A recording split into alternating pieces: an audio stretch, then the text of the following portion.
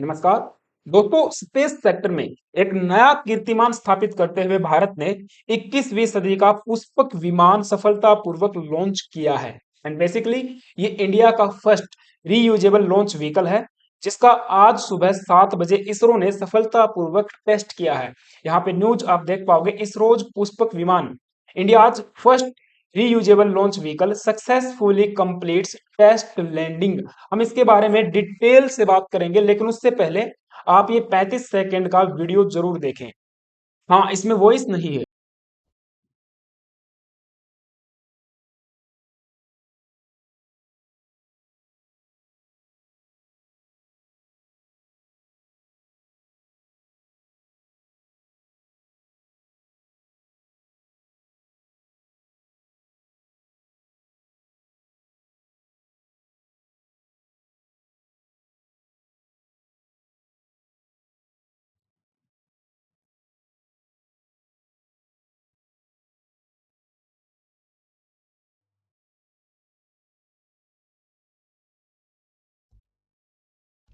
All right, तो ये था भारत का पुष्पक विमान जो एक रनवे पे सफलतापूर्वक लैंड कर रहा था। इनफैक्ट ये एक विंग्ड रॉकेट है, यानी कि पंखों वाला लॉन्चिंग व्हीकल है, जिसका दूसरा नाम स्वदेशी स्पेस शटल भी है।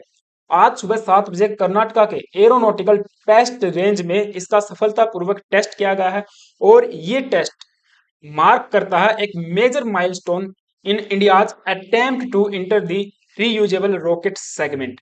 रीयूजेबल रॉकेट सेगमेंट, ये जो टेक्नोलॉजी है, ये गिने चुने देशों के पास में है और भारत आज उस लिस्ट में शामिल हो गया है जिनके पास ये टेक्नोलॉजी है कि एक रॉकेट को, यानी कि एक स्पेस शटल को रीयूज किया जा सके।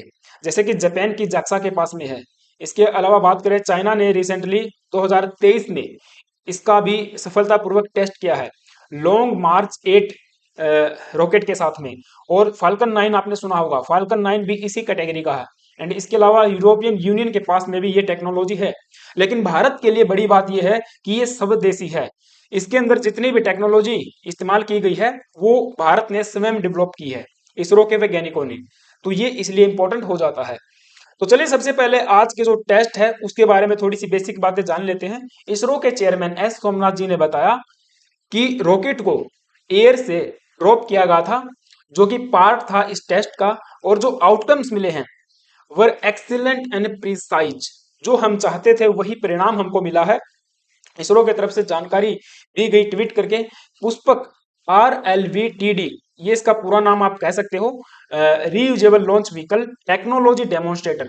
The winged vehicle landed autonomously with precision on the runway after being released from on in of nominal position. तो आप इसको ऐसे समझे, एयरफोर्स का चिनूक हेलीकॉप्टर इसको हवा में लेके गया 4.5 किलोमीटर के ऑल्टीट्यूड पे। यहाँ पे आप देखिए, ये है चिनूक हेलीकॉप्टर और ये है हमारा पुष्पक विमान लटका हुआ। तो इसको हवा में लेके जाया गया 4.5 किलोमीटर के ऑल्टीट्यूड पे, फिर इसको वहां से ड्रॉप कर दिया जाता है। और जब ये 4 किलोमीटर की दूरी पे रह जाता है रनवे से, जहां पे इसको लैंड होना था, वहां से इसका ऑटोनोमस मोड ओपन होता है, यानी कि स्टार्ट होता है। तो ऑटोनोमसली ये अप्रोच करता है रनवे को। और इसमें एक टेक्नोलॉजी इस्तेमाल की गई है, that is cross range corrections. अब इसमें होता क्या है कि ये सैटेलाइट स्वतः ही रनवे को ढूंढेगा जहां पे इसको लैंड करना है, और बीच में यदि कोई एरर आता है तो स्वतः ही उसको ठीक कर लेगा।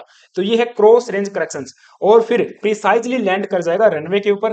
फिर आपने वीडियो में देखा, ये कुछ दूरी पे चल के अपने आप होल्ट भी हो जाता है, यानी कि रुक जाता है। और इसमें ब्रेक पैरासूट का इस्तेमाल किया गया है। तो ये वाला जो पैरासूट है, ये ब्रेक पैरासूट है।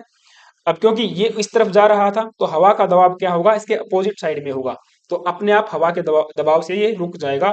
और ये टेक्नोलॉजी का नाम आप देख सकते हो, landing gear brakes and nose wheel steering system. तो इसको भी आप याद रख सकते हो। तो ये पूरा डेमोन्स्ट्रेशन था जो आज कंडक्ट किया गया है।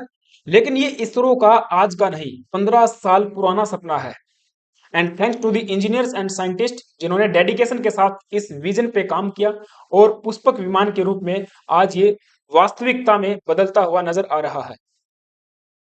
जनवरी 2012 में इसका पहला डिजाइन तैयार किया गया था, और इस डिजाइन को अप्रूव किया था नेशनल रिव्यूइंग रिव्यू कमेटी के द्वारा। फिर क्लियरेंस मिलने के बाद इसका पहला प्रोटोटाइप बनाया गया, जिसको नाम दिया गया RLVTD, that is reusable launch vehicle technology demonstrator. और फिर दोबारा इसका नाम रखा गया पुष्पक विमान।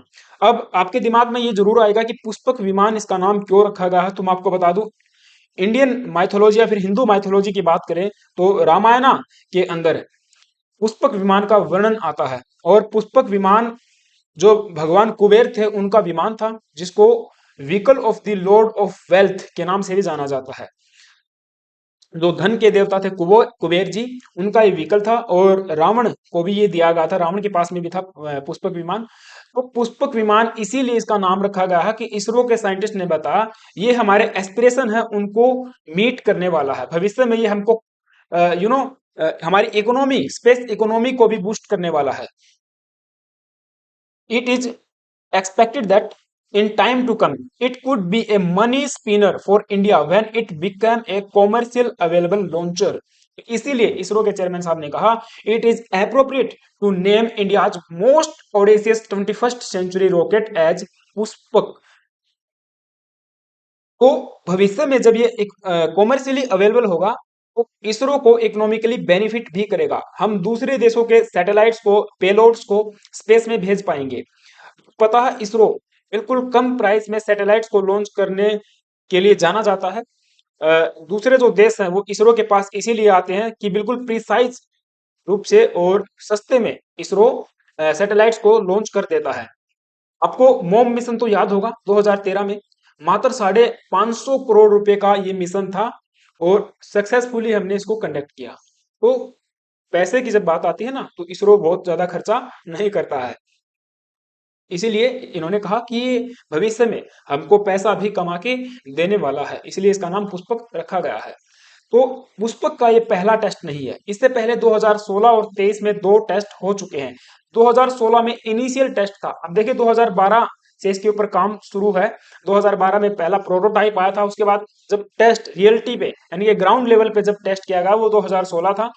और एक वर्चुअल रनवे के ऊपर बे ऑफ बंगाल में इसे टेस्ट किया गया था, लैंड किया गया था। लेकिन उस समय पे मैं आपको बता दूं बंगाल की खाड़ी में इसको डुबोया जाता है, जो कि पार्ट था इसी टेस्ट का। इसको वापस से कभी रिकवर नहीं किया गया। फिर 2013 में, सॉरी 23 में यही वाला टेस्ट जो आज किया है वही 2023 में किया था, वो भी बिल्कुल सक्सेसफुली था। और कर्नाटका के एरोनॉटिकल टेस्ट रेंज में ही ये किया गया था। तो इस मिशन का ऑब्जेक्टिव क्या है? The primary objective of the Pushpak mission is to develop essential technology for a fully reusable launch vehicle. तो हमको जो टेक्नोलॉजी चाहिए, इसेंशियल है for a fully reusable launch vehicle, वो हमको डेवलप करनी है इस मिशन के माध्यम से, ताकि भविष्य में हमारी जो कॉस्ट है वो कम हो जाए टू एक्सेस स्पेस। अब देखिए स्पेस को एक्सेस करना आज बहुत ज्यादा महंगा है। अभी आपको पता है एलोन मस्क की अगर हम बात करें तो स्पेस एक्स बहुत ज्यादा खर्चा कर रहा है एक विमान, एक रॉकेट को बनाने में। और 3 से 4 उसके ट्रायल हो चुके हैं, लेकिन सभी असफल हुए हैं। हजारों करोड़ रुपए का खर्चा उसमें आ रहा है, बावजूद उसके वो लोग लगे हुए हैं।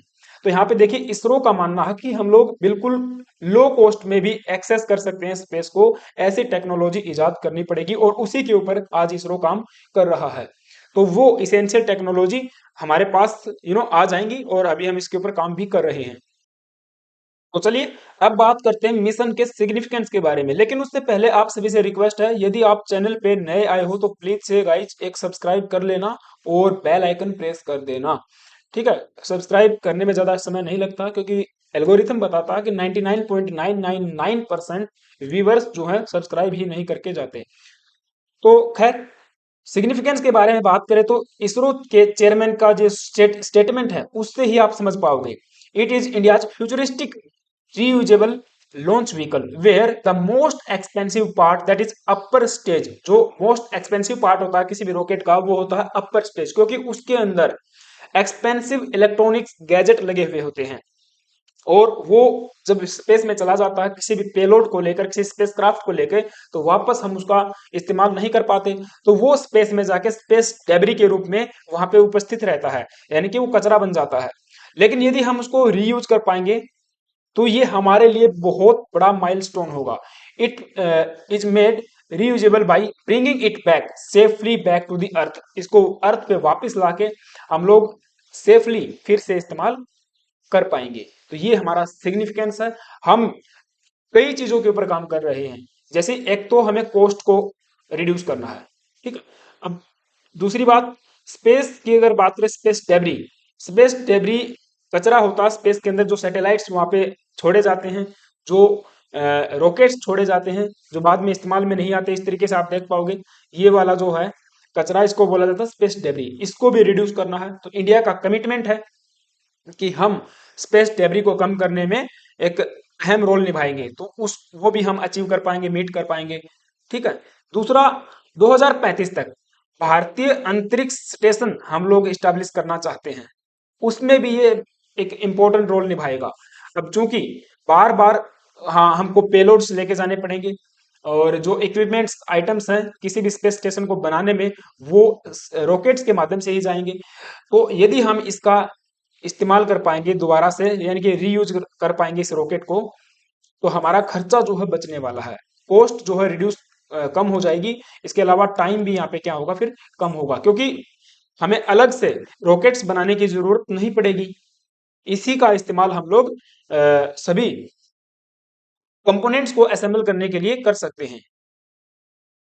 तो ये डेवलपमेंट थी। आई होप कि आपको चीजें समझ में आई होंगी। आपका क्या ओपिनियन है मुझे कमेंट बॉक्स में जरूर से बताना। और हाँ, चैनल पे आप नए आए हो तो फिर से एक रिक्वेस्ट कर देता हूँ, एक सब्सक्राइब करके ही जाना। Thank you guys, have a nice day.